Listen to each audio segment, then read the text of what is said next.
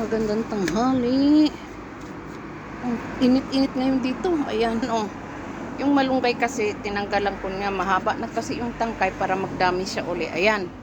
Kasi, may ihahalo ko. May niluto kasi ako. Ngayon, ihahalo ko dito sa niluto ko. Ay, pasensya na kayo, nagdilim. Ayan. Ayan na. Ayan na siya, oh. Ihahalo ko yan. Diyan sa Bisaya, lugaw ba ito ba? Ano ba yun sa Tagalog? Nakalimutan ko. Tapos, with plenty tamango. Ay, tamango. Tamango pala sa Japanese ang itlog. Ayan, plenty. Tapos, ilagay ko yan. 'Di ba? Para healthy. Kasi, medyo hindi maganda pakiramdam ng asawa ko. Kaya, ayan, nilutuan ko siya ng ganyan.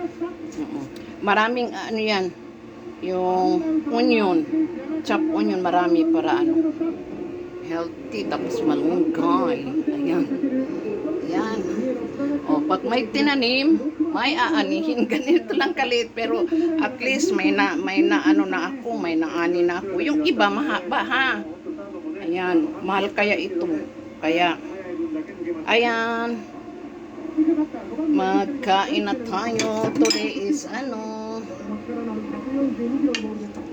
August 17, 2025.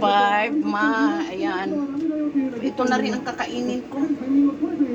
Tanghalian na ngayon. Init ngayon. Ayan, pinapawisan ako. Ayan. So,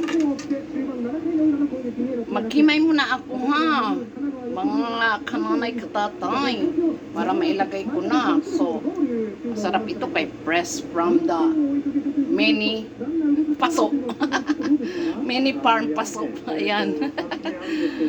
Maraming salamat sa inyo. God bless us all.